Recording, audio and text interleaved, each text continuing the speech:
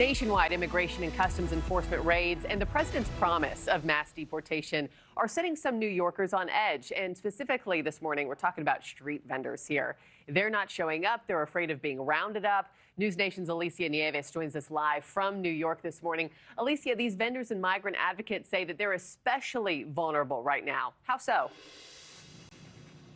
Yeah, good morning, Markie. Vulnerable to the point where it's leading to fear in these communities. It's not only palpable, but it's starting to actually become more and more visible here in New York City. You can probably see some street vendors behind me, but if you go around the city, we're starting to see fewer and fewer of them as a result of these ICE raids that have happened here in the Big Apple and then more broadly in the tri-state area. A lot of those raids so far have seemingly been in these kind of food services sector and businesses in this community. For example, there have been raids in nearby Newark, New Jersey at a wholesaler of fish there. And then we saw most recently a raid at the Bronx Terminal Market. That's a well-known food market in that borough. ICE snatching up not only undocumented workers who were on its list for having committed a crime, but those who were not on its list for having not committing a crime in this country. In some cases, U.S. citizens, even veterans, we've been reporting on this, were even detained temporarily. And it's really creating a lot of anxiety among restaurant owners and staff. Some who say, they see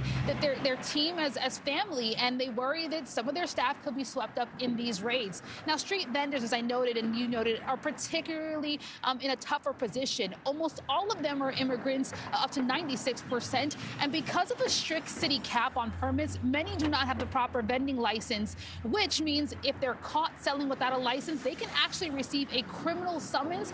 That simple charge can put them directly in ICE's path. So it's why in many neighborhoods, as I noted, we're starting to see fewer and fewer vendors.